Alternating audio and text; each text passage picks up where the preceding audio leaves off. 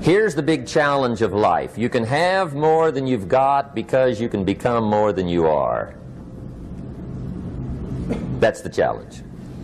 And of course the other side of the coin reads, unless you change how you are, you'll always have what you got. I have found in my experience that income does not far exceed personal development. Now sometimes income takes a lucky jump, but sure enough, unless you grow out where it is, it'll usually come back where you are. Life has strange ways. If somebody hands you $1 million, best you become a millionaire quickly, so you get to keep the money. Otherwise, sure enough, it'll disappear. Somebody once said, if you took all the money in the world, divided it up equally among everybody, it would soon all be back in the same pockets. Incredible. Success is something you attract, not something you pursue. Success is looking for a good place to stay. So instead of going after it, you work on yourself. Personal development. See, the major question to ask on the job is not what are you getting? The major question to ask on the job is what are you becoming? See, the big question is not what am I getting paid here? The big question is what am I becoming here? Because true happiness is not contained in what you get. Happiness is contained in what you become. So that's our major subject for tonight, personal development. Of all the assignments Mr. Schoaf gave me at age 25, this was probably the most difficult. In fact, I'm still working on this one. I think it's an unending challenge to see what you can become.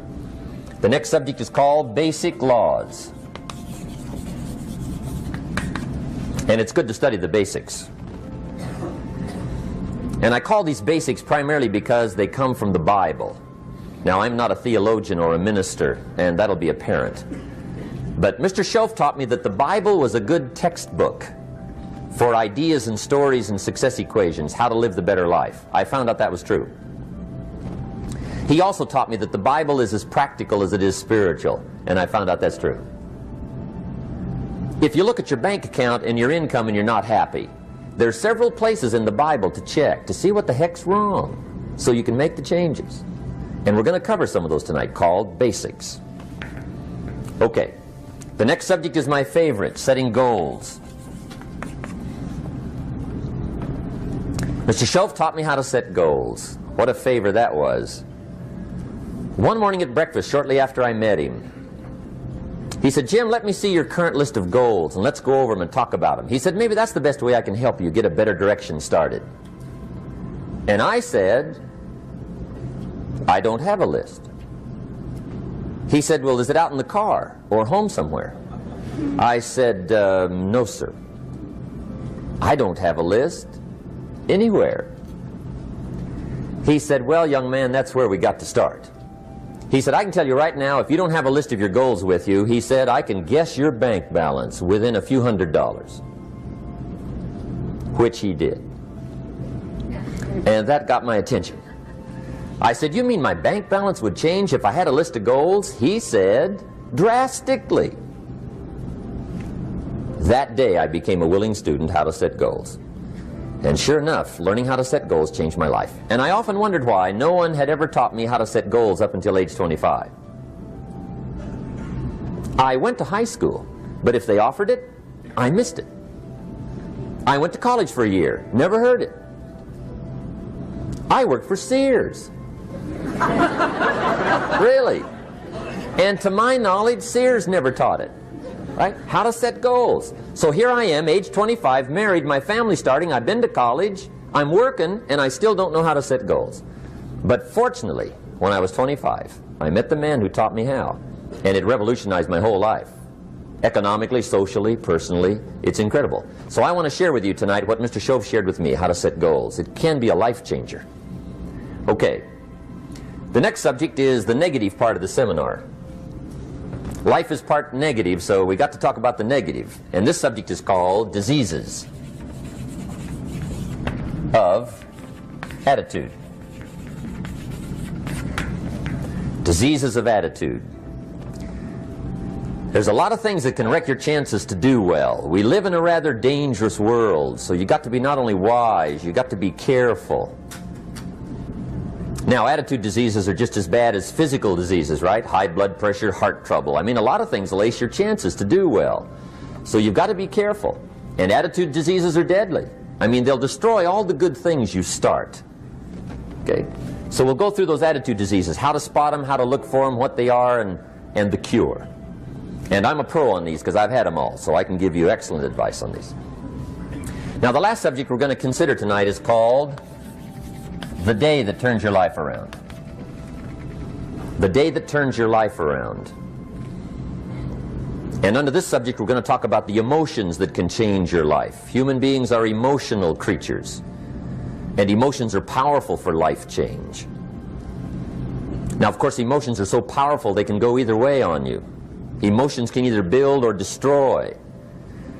So you really have to employ emotions properly. We call civilization the intelligent management of human emotions. If you can intelligently apply your emotions in the right direction, no telling what can happen. Could turn your life around one day would be sufficient. So we'll talk about those. Okay. Now that's a lot to cover in one evening, but we'll keep at it here and see if we can't get it all done. I'd like to have you now jot down the theme of the seminar. Every seminar should have a theme, I guess. We've got one. It's on some of our literature if you happen to notice it, but if you didn't, for your notes, here it is. The theme of the seminar goes like this: the major key to your better future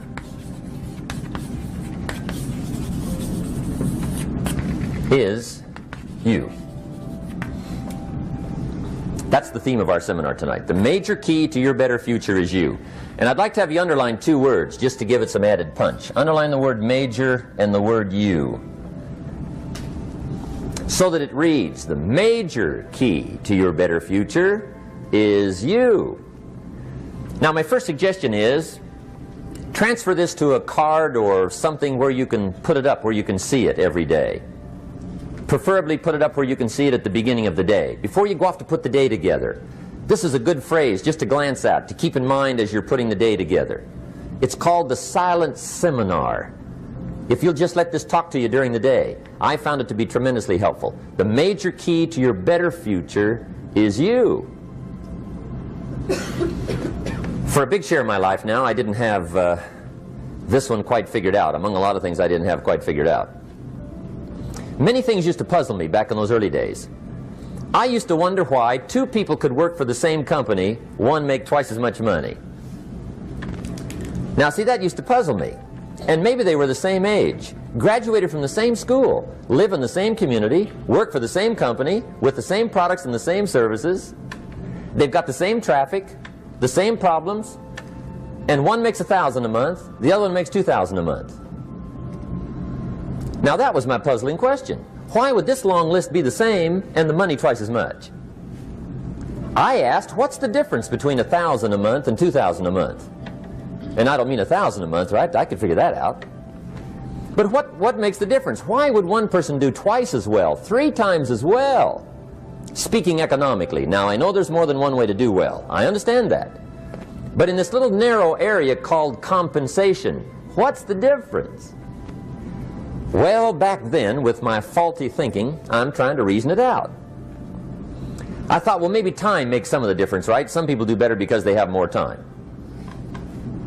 I used to say, Harold ought to be able to do well. He's got a lot of time. If I had all of Harold's time, I could do well. Now, that's got to be dumb, right? Number one, you can't get somebody else's time. A guy says to me one time, he says, you know, if I had some extra time, I could make some extra money. I said, then forget it. There isn't any extra time. Hey, when the clock strikes 12 midnight, that about wraps it up, right? I mean, you can look around the gongs there for a little more, but it's over. You say to the guy, what are you doing? He says, I'm looking for extra time. See, they'll come and take you away, right? There isn't any more time. Now, if you can't get more time, which you can't, what could you get more of that would make a difference in economic results? And here's the key word. Make it a part of your notes. We're going to consider it tonight. The word is value. And I have a little phrase for your notes. Value makes the difference in results. Value makes the difference. You can't get more time, but you can create more value. Now here's the first lesson of economics. Everybody should learn it from the time they're old enough to understand what a dollar means. How to earn one, how to get one, how to keep one, what to do with it. First lesson of economics. We primarily get paid for value. That's lesson one. Bringing value to the marketplace, that's how you get paid.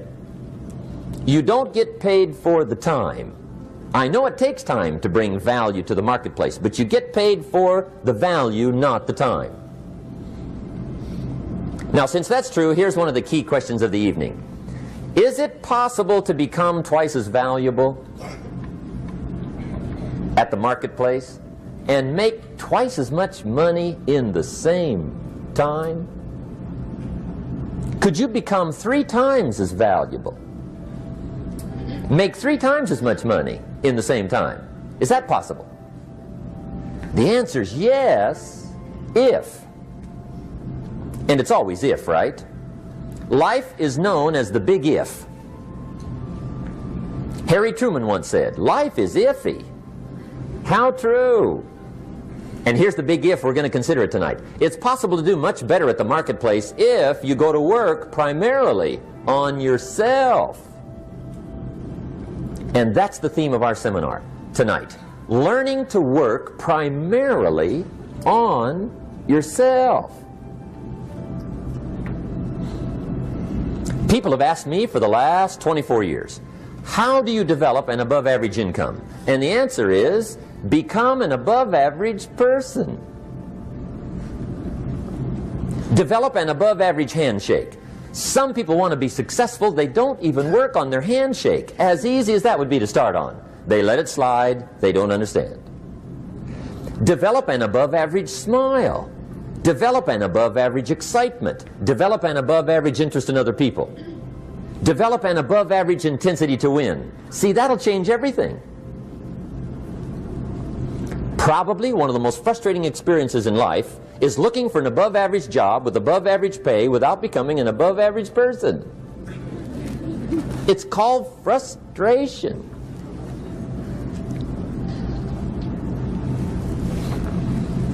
And Mr. Schoaf gave me probably the greatest clue he gave me when I first met him.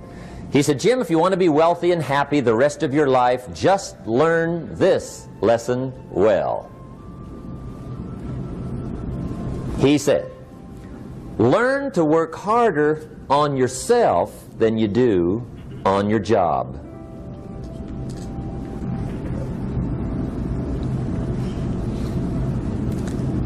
Then Mr. Schoaf gave me probably one of the most important clues among so many things he taught me, but this was in those early days. Mr. Schoaf was very kind, but he was also very abrupt. And he had these interesting questions to ask. I'm giving him a little rundown one day on how things hadn't worked out for me. He said, Mr. Rohn, I've got the answer for you if you will listen carefully. And listen carefully I did that day and for the next 5 years. If somebody's wealthy and happy, you gotta listen. He said, Jim, I've only known you a short time. But he said, it's already my honest opinion that for things to change for you, you got to change. That wasn't quite the answer I was looking for. But that's the answer he gave me, and I pass it along to you on this warm summer evening in Anaheim, California, 1981. For things to change for you, you've got to change. Otherwise, it isn't going to change.